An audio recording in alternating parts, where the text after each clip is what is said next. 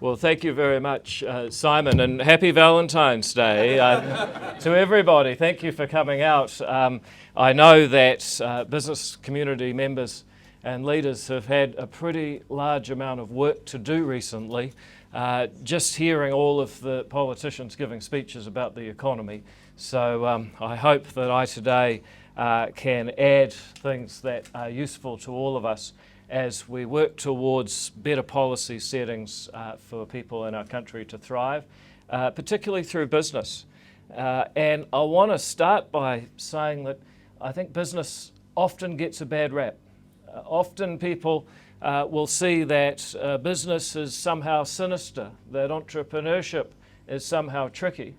And yet the way I think about business is growing up in a household where our wider family was in business, actually in electrical contracting, which is not for the faint-hearted, because you come in at the end of the job where most of the screw-ups have already occurred and you're playing catch-up.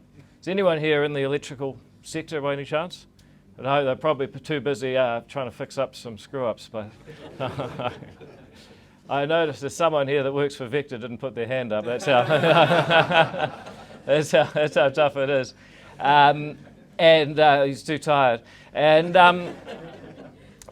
yet, you know, I'd hear about the effects of exchange rates, about labour disputes, about changes in copper prices and what that meant for cables, about projects in the Pacific Islands where, you know, diggers sunk into atolls and had to be lost or recovered. And all it told me was that at the end of the day, business is not a magic money tree. It's not something sinister. It's actually extremely challenging to make it work. And if you can make a profit at the end of the day, then chances are you deserve it, when often the suspicion is that somehow you don't. I think a better way to think about business overall is that it's actually the coming together of different people for a common purpose to achieve with each other what they couldn't achieve alone. You've got your investors with their capital, your entrepreneurs with their ideas, your workers with your time and talent, and your customers with their needs. And they're all better off when they come together in business. And there'll be people here that have heard me say that before, but I think it's worth continuing to say because we hear so much of the opposite reality. I'm going to talk today about a few things, the economic challenges we face, the government's prescriptions for fixing them, and report back on what I see as our progress before I open up to Q&A, because ultimately I'm in the representation business. My job is to hear people's concerns and hopes and try to weave those into an action plan in Wellington that actually makes sure that the country is going in the direction desired by the people who are paying the bills. But I want to talk about an elephant in the room first, which I see as the breakdown of political consensus on liberal democracy and economic orthodoxy. And this is not a New Zealand thing, this is around the world. The good people at Freedom House in Washington, DC track the civil liberties and political rights of people in different countries right across the world, about 210 countries. And the trend of the last 20 years is that countries that practice liberal democracy reached a high tide and have begun to regress. And the same with economic policy, where we're now having a global debate about whether trade is in fact good, when for a long time there was a consensus that it certainly was. Nonetheless, if you look at it here, you can see it in particular across generational lines. And if you doubt that, try to think back to Helen Clark's government and how it contrasts with the opposition that we see today. Now, I know there'll be people here at a business breakfast who believed at the time that the Clark government was turning New Zealand into Helengrad. But if we are objective, that government was well to the right of the current opposition, and actually probably not too different from where the current government is today. It's not that the National Party or any others have changed. We've all been pretty consistent. It's Labor who have moved radically to the left on economics and liberal democracy. You know, once a broad-based low-rate tax system without any tax on capital, that was normal orthodoxy. We had a pragmatic approach to government ownership with occasional interventions in rail and banks through the Clark era. Sound familiar? But above all, we had a commitment to liberal democracy with one person, one vote, regardless of background. And in some ways, Helen Clark was even to the right of John Key. She refused to sign the United Nations Declaration on the Rights of Indigenous Peoples, which Key's government subsequently did. The Māori Party was formed due to Clark legislating over the Ngāti Apa court case with the foreshore and seabed legislation, which is a position that the Key government actually partially reversed. The debates around that time really were about the parameters of a social insurance scheme that is the welfare state. The premiums, being taxes, could be higher or lower, and the payouts, being benefits and services, could be more or less generous. But the big debates of the first 20 years of this century, whether it was Clark or Key, were really about what would be the parameters of an enormous insurance scheme. Now, if you fast forward to today, 5 years into the 2020s, you can no longer rely on a cross-party commitment to liberal democracy and economic orthodoxy. Were the government to change, we'd face one where one party seriously suggests an appointed treaty commissioner should have a veto over an elected parliament. And that's the same party that openly opposes the concept of democracy, frequently shouts racial abuse across the debating chamber, even gets up to do war dances in the same chamber. And their website claims racial genetic supremacy, and yet the same website contains few practical policies for one of the most disadvantaged groups in the country.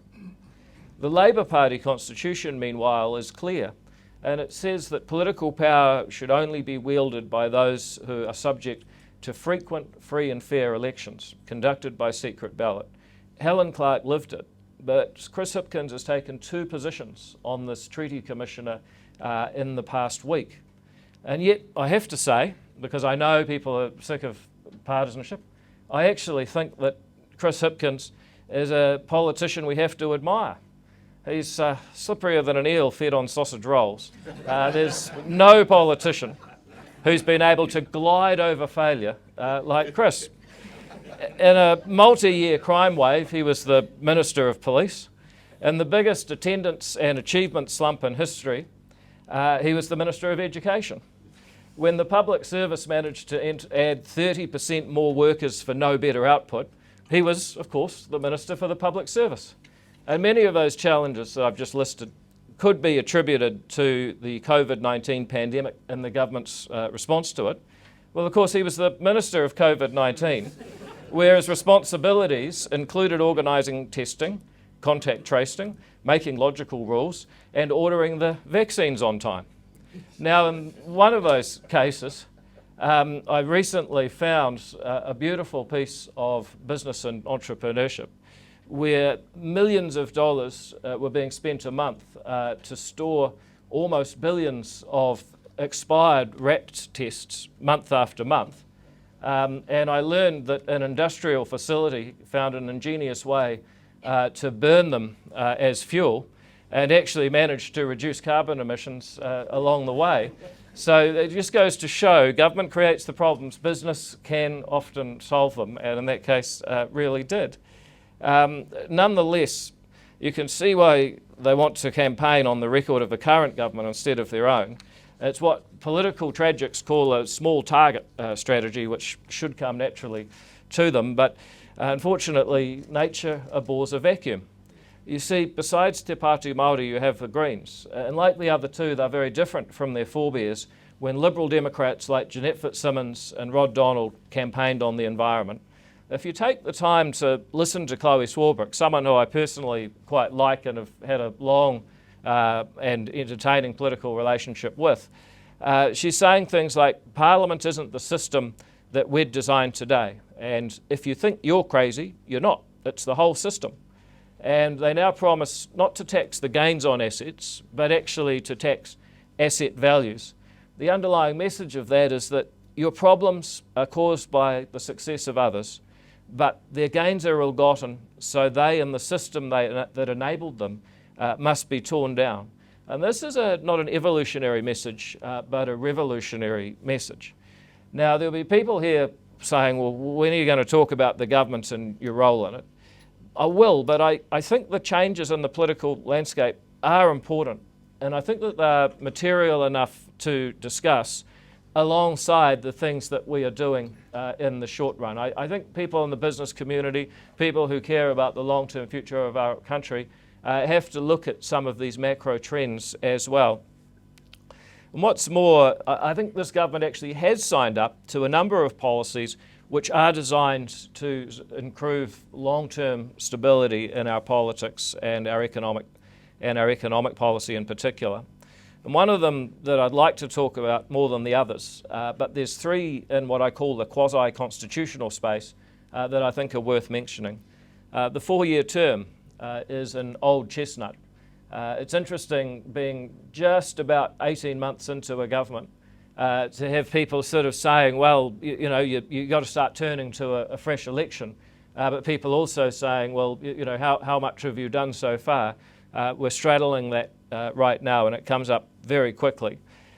We've had 2 attempts at a 4-year term in New Zealand, both defeated at referendum in the past.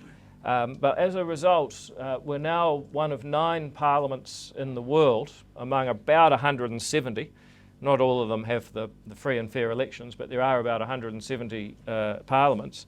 And all of them, except 9, have a 4 or a 5-year term. We've been left as a real outlier. This government is committed to introducing legislation that would put a 4-year term to referendum. And crucially, to a lot of people here in the business community who interact with government, it would make the select committees opposition dominated. And the reason for that is that it would make lawmaking a bit slower and more considered, but also ensure that public officials and new pieces of legislation are subject to much tougher scrutiny than they are in the past. Now, I've got to just say, I got this idea from Simon Bridges, my Valentine. Back in the early dark days of March 2020, we decided the deal with the government was if they wanted to shut down Parliament for COVID, we would have this committee. And Simon was the chair, I was on it, and Simon, of course, at that point was the opposition leader. So this was a very unusual thing for a select committee. And it was one of the most popular shows. I see Jodie here from TVNZ, no offence, but it was one of the most popular shows on TV at that time. It was popular, I believe, because people saw MPs asking the questions they really wanted asked by a select committee. Now, when the majority of select committee members are from the same party as the government, I'm not saying they don't do a good job, but you don't get quite the same level of vociferous interrogation. It may have also helped, I don't know, maybe this helped Jodie at the time too, that the whole country was locked in their living room for about 7 weeks on end, which must have been good for ratings. It certainly was for that. But nonetheless, we need more scrutiny like that for, I think, everything that goes through Parliament. In fact, I think one of the most powerful things we can do to improve the quality making and debate in New Zealand is slow it down, wind up the scrutiny, and that 4-year term bill will be introduced in the coming months. So that is something we're doing that maybe doesn't get headlines and maybe flies under the radar, but I think we have to start thinking about how do we get some stability in our policy making. The Treaty Principles Bill, which I'm sure people have a range of views about, also seeks to enhance the role of liberal democracy. You know, there's even those who vehemently disagree with it are showing up to Parliament to say why that is. In fact, there's never been so many submissions to Parliament on one bill, and I think that's healthy. It's not just the contents of the bill that reinforce liberal democracy, it's the inherent effect of taking the debate back to Parliament that's important. We need to be a country that Labor Party constitution promises, where important decisions are made by people who you can vote out, subject to frequent, free and fair elections with a secret ballot. In other words, democracy. But the one I'd like to talk about the most is the Regulatory Standards Bill. It is the one that I think is most important to improving the quality and stability of our regulatory environment. And the reason it is so needed is the one that I think everyone agrees on. That is our woeful productivity growth. And just to rehearse that, you know, this government inherited an economy that on an individual basis was in recession. Sure, people continue to come, and at an aggregate level the economy grows, but actually as far as per capita was been in recession when we came in the year to June 24, GDP per capita actually fell 2.7%. But that's the short term. And I can give a speech about our government and how the other guys are bad, but actually let's look at, as New Zealanders, the longer term challenge we face, is that productivity growth from 93 to 2013, after the reform period that everyone says was so terrible, was 1.4% a year. In the decade to now, it's been 0.2%. And you look at these tiny percentages on an annual basis, but that denies the way that they accrue over time. If we're growing at 1.4% instead of 0.2 from 2013 to now, we today would be 14% wealthier. And I don't think there's many challenges we face that would not be all the easier to face were we 14% wealthier. That's the difference between a decade at 0.2 and a decade at 1.4. That's the challenge that we face. A cost of living crisis, in my view, is actually a productivity crisis, because fundamentally it's about, does what I take home allow me to buy the things and pay for the services that I require to live the life that I would like to. Now, of course, the other way that you can put it is that it's the difference between a good life and scraping by. And despite what you hear from the Greens and Te Pāti Māori, I actually think we have a real obligation to those who come after us to ensure that productivity grows so much faster, because that is what will equip them to address the social and environmental problems that so many people are concerned about. Now you then say, well, how do you do that? What are the contributors to productivity? Well, fundamentally it's skills and capital. Skillful people working with good technology can produce more than people with less of those things. So yes, it's critical that we do better in education, and this government can point to a content-rich curriculum. The government is sinking $20 billion a year into education, and now we're actually saying what the children need to learn in return for that extraordinary expenditure. It's quite an amazing thing to have to say, but that's basically where we started and what we're doing. We have an enormous drive, which I happen to be responsible for, to reverse the COVID-era slump in attendance, and the hope that that will then bring about an improvement in achievement. And we also have charter schools. Now at this point, a brief detour, because I just think this is so exciting. They're another idea for actually reducing the amount of political turbulence that people trying to do their job face.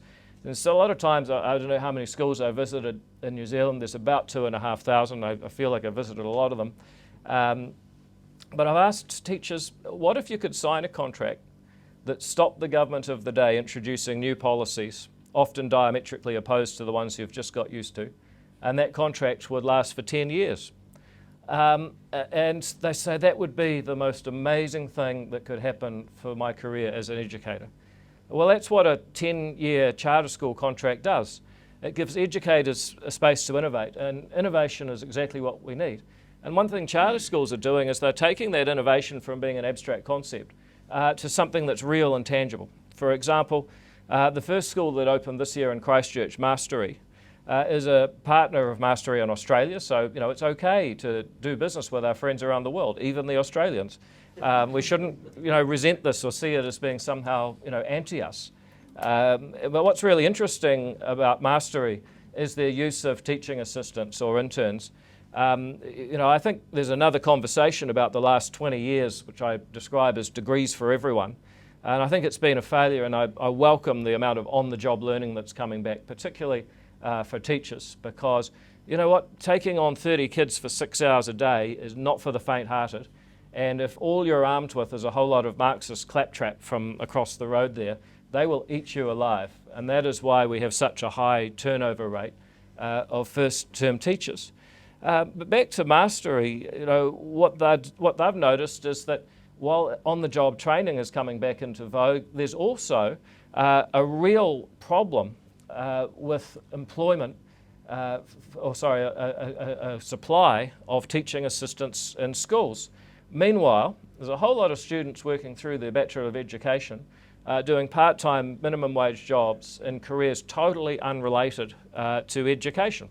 Nothing wrong with hospitality or retail or construction or whatever they're doing. It's just got nothing to do with education.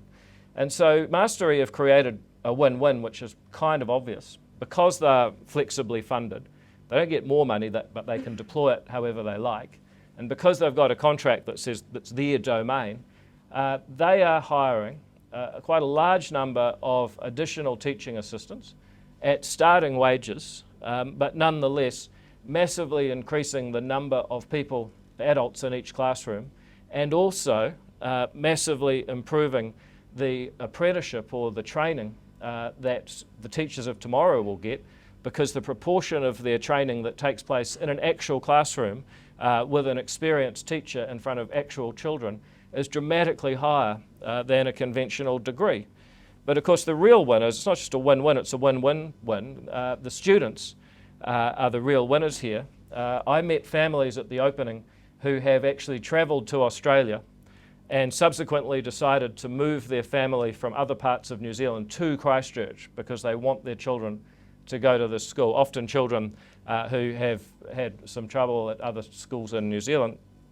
And you can see why their results in Oz for reading, for every year the kids at school, they make 1.6 years progress, maths 1.5, spelling 1.5. They have an average of 82% attendance across all campuses, so they've nearly reached the government's target. But they are basically increasing the productivity of education by around about 50% in terms of student time. That's the kind of thing that we need, and we're going to see a lot more charter schools open up this year. At the moment we've got 7, probably be 15 by the start of next year, as well as an increasing number of state schools saying, well, actually we would like to move under the charter umbrella so we could have the flexibility, the stability and the autonomy. But while we're diverting, it's not just the skills investment where I think we're giving it a real shake-up and allowing people to do things differently so long as they get the results.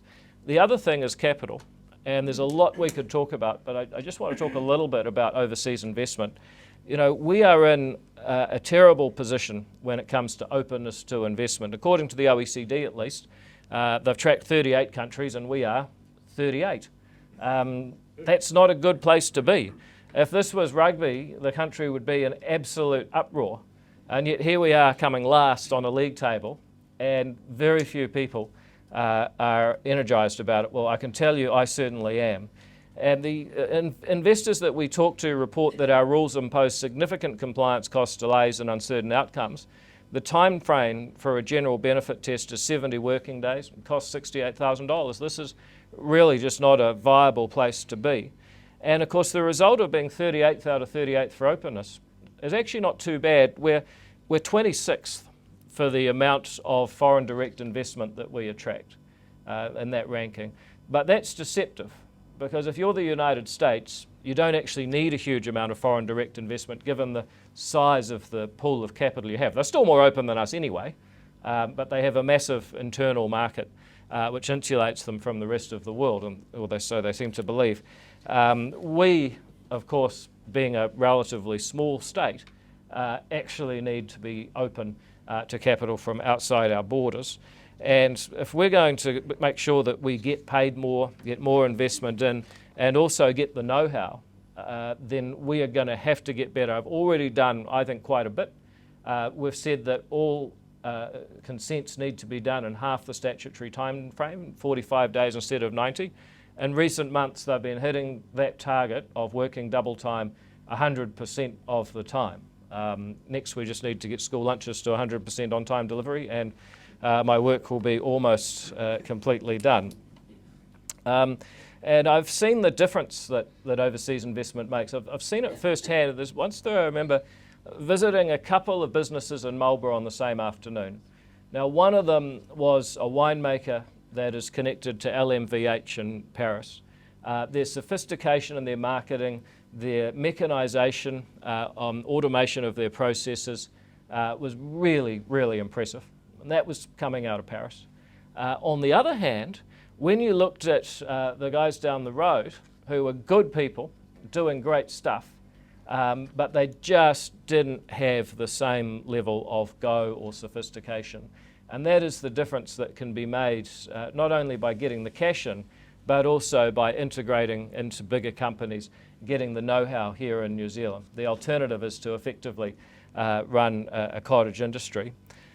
So we will be simplifying overseas investment rules shorter. We've done everything we can within the current rules, but shortly we will be also simplifying the Overseas Investment Act, which remains one of the most stringent pieces of legislation of any Western country, even as the Canadas and the Australias of the world are busy trying to liberalise. It's actually a moving target we face. But back to regulation, it's certainly true that skills are important, and I'm proud of what the government is doing. I'm proud of what I'm doing in that area. It's also really important that we get more capital in. And again, I think the government can point to a lot of action that makes it easier to deploy capital both within New Zealand on a wider range of projects such as infrastructure, and also to get it from outside New Zealand. But ultimately, once you've got skills and capital in the room, the question is how much of your time is going to be spent on regulatory activity versus the thing that you actually signed up for. And I think if you look at the way that bad regulation is killing prosperity, there are three key ways. One is the cost of the things that we do. It's the paperwork. It is the saying no, as our Prime Minister says, or a country of no. You try driving a Land Rover in this country. No everywhere.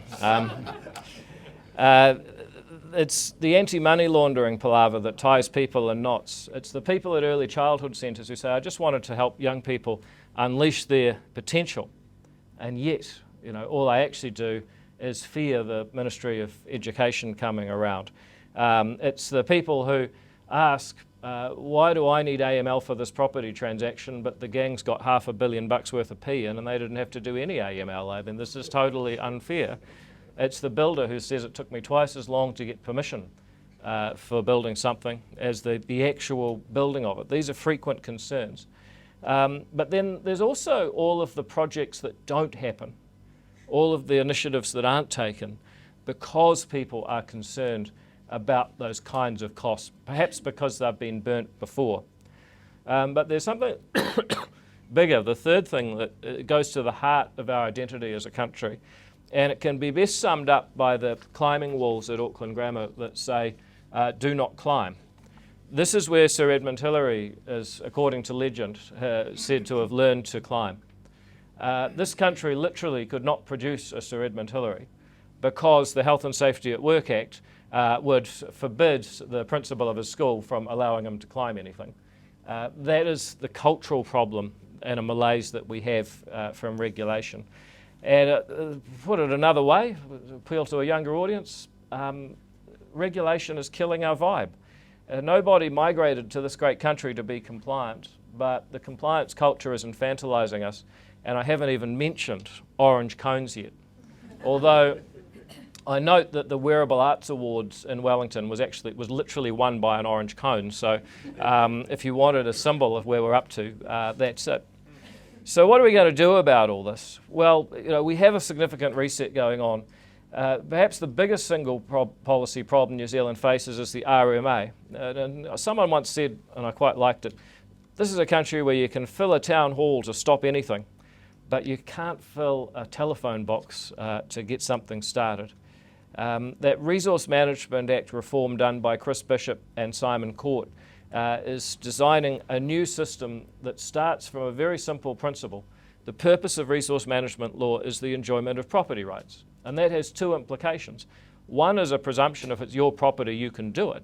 But the other is the presumption that you can't object to somebody developing something unless you can demonstrate that it affects your enjoyment of property. Now you think about that for a moment. I doubt that any of the people who objected to the McDonald's in Wanaka, shock horror, it's lucky, Wanaka's not going to be loving it, but I doubt that any of those people making those objections would have actually been able to point to an effect on their enjoyment of property rights that resulted. There's a whole lot of other types of objection that have grown up like a thicket in our resource management laws. We're getting rid of it. My colleague Brooke Van Velden, particularly as Minister for Workplace Relations, has repealed fair pay agreements. She's introduced 90-day trials for all companies, and she's now simplifying health and safety laws and tackling the problems caused by the old chestnut of the Holidays Act and providing certainty in the law around contractors and personal grievances. Meanwhile, I mentioned AML. Nicole McKee is bringing some sanity to that, starting by bringing it under a single supervisor in the form of the DIA instead of 3 supervisors, and as a start, exempting some minor activities from AML activity. Chris Pink, meanwhile, is opening up the building products market to foreign competition to get prices down. Andrew Bailey is reforming the three-headed beast that is the CCCFA. Meanwhile, over at the Ministry for Regulation, we've launched the Red Tape Tip Line, an online tool on the Ministry's website where people can make submissions about red tape that affects them. And I've got to say, it's popular. We've had over 500 tips in the first couple of months, and there's a massive outpouring of discontent.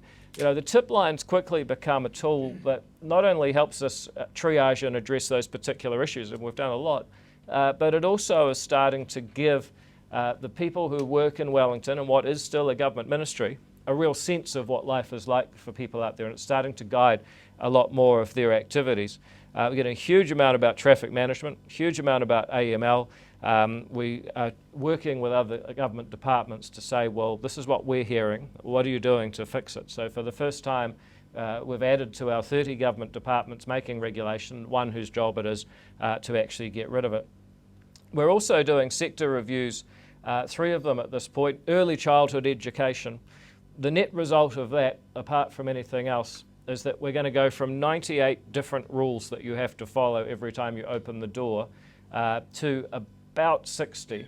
But of those that remain, about 2/3 will have been dramatically pared back and removed. So if you look at the thicket of 100% rules, we're probably going to simplify that by a factor of about 2/3 as a result of going out and listening to people in the ECE sector, asking what's eating them, and then going back and doing an objective comparison of, well, do these rules actually make sense? Would we make them again? Are they solving a problem that needs to be solved?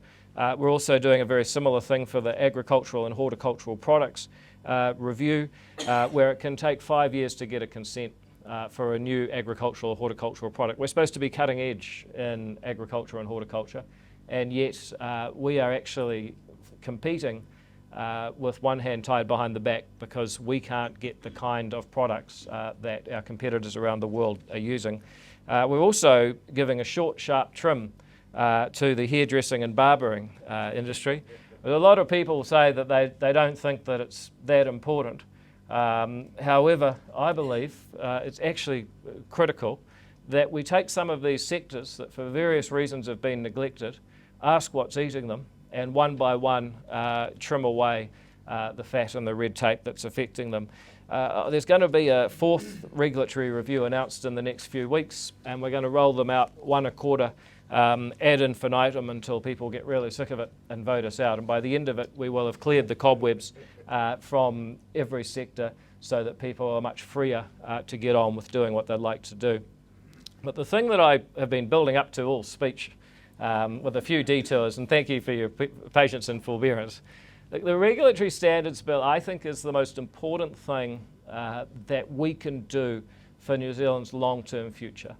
And the way that I would talk about it is that our country started off as a pretty teenage sort of a place.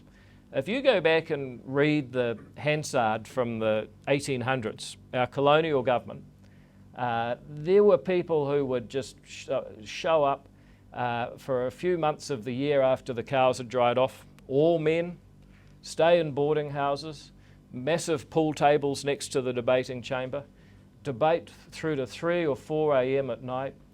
It was a wild, wild place. And when you read some of the laws they pass, you can see why we needed to mature over time. If you fast forward a little bit, one of the things that's been most helpful in making this a serious, mature, democratic country with orthodox economics is these laws that don't stop politicians from doing silly things, but shine a light on them when they do it. So, for example, Nicola Willis could ring up Adrian Orr, or at least write him a letter today, and say, Adrian, forget this inflation thing, we want 2% mortgage rates tomorrow, and he'd have to do it. Because the Reserve Bank, contrary to popular belief, is not actually independent, it just has a very transparent relationship with the governments of the day. Of course, A, Nicola is incredibly sensible, and B, the political costs of doing that would be fatal if she wasn't. That's how the Reserve Bank Act has by and large delivered us stable monetary policy. The Public Finance Act is another example. I would argue that the government changed in 2008 at the moment that the books were opened and people could see that going into the GFC we actually hadn't made good provisions. That was in many ways Ruth Richardson's revenge. Her Public Finance Act reforms managed to ensure that the public could see the cost of wasteful spending by government. However, I would argue that spending money, or printing money for that matter, is just taking stuff that the government already has and deciding how to use it.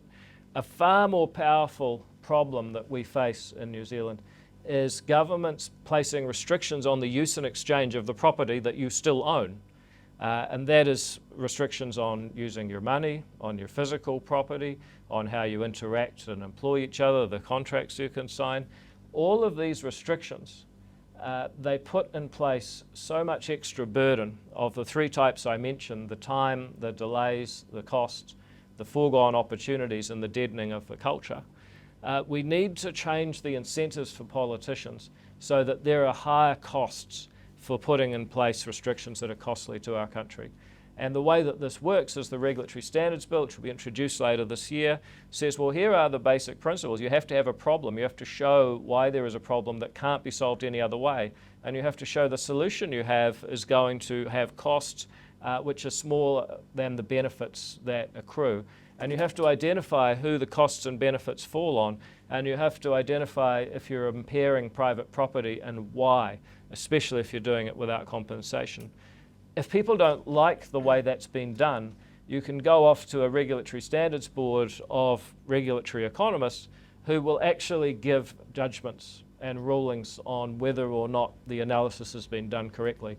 Again, none of this stops politicians going off and making crazy rules, and they still will, I have no doubt. But just like the Reserve Bank Act, just like the Public Finance Act, and I should have mentioned the Bill of Rights, this is the fourth of a quad that brings some scrutiny onto people that want to make laws that will affect our overall welfare. I know it'll be controversial because there will be people who think that you should just be able to trample people's rights and so on. However, in my view, it's absolutely critical if we're going to get the productivity growth that we desire, that we get this regulatory standards bill in place. And you can all fulfill a very important role. When you're talking to anyone in the political world, if you think this is important, that we get some regulatory standards and make this in the long term a more stable and better place to do business, you can say, look, I don't like David either, but he's right about this thing. And that's my speech. Thank you very much.